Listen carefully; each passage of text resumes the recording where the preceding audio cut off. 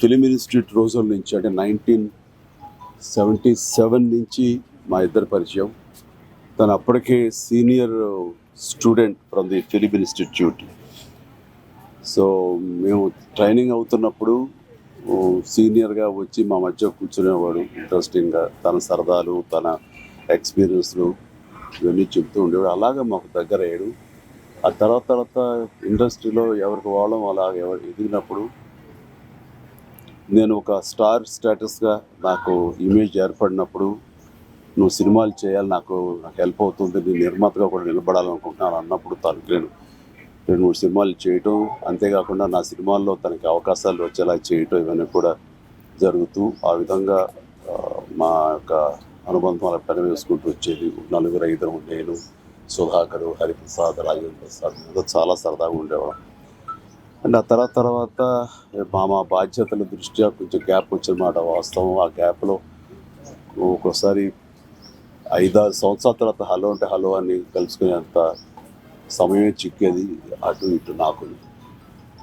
అదేం యాదృచ్ఛికో తెలియదు. జస్ట్ 10 రోజుల క్రితం నేను సినిమా చేశాను, మన మంచు పల్లకి. అప్పుడు మనం చేసింది మళ్ళీ తిరిగి దాని ఇన్స్పిరేషన్ తోటి, కొత్త కంటెంట్ తోటి మళ్ళీ 5 కుర్రవాళ్ళు ఇప్పుడు పెద్దవాళ్ళు అయితే ఎలా ఉంటారంటూ ఒక స్టోరీ చేశాను. అది నువ్వు చూడాలి, నువ్వు ఇనాగ్రేట్ చేయాలి, నీ చేతుల మీద ట్రైలర్ లాంచ్ చేయాలి, నీ యొక్క సహకారం ఉంటే కొంచెం అందరికీ బాగుంటుంది, నాకు కూడా సంతోషంగా ఉంటుందనే ఒక కోరిక డెఫినెట్ చేస్తున్నారంట. అండ్ ఒకసారి ఈ సినిమా రిలీజ్ డేట్ పడగానే నేను అన్ని రకాలుగా నేను అడిగావు కాబట్టి చేస్తాను అన్నాను. ఇద్దరు కోసం ఫోటో దిగుదాం రా అని అన్నాడు. బహుశా తన ఆఖరి చిత్రం నాతోటి ఆ పిక్చర్ అదేనేమో.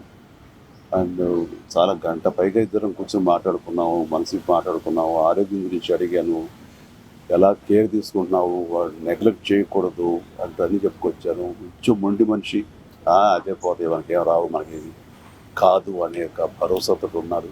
సంతోషం అనుకున్నాను. ఆల్ ది వెరీ బెస్ట్ అనుకున్నాను. అంతే.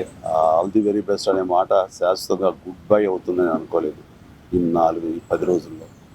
అండ్ ఎక్కడైనా సరే మా నారాయణరావు ఆత్మ శాంతి చేకూరాలని, అండ్ వాళ్ళ కుటుంబ సభ్యులు 50 మందికి, వాళ్ళు నా కుటుంబ సభ్యులే, వాళ్ళకి నా ప్రకార సానుభూతిని తెలియజేస్తున్నాను.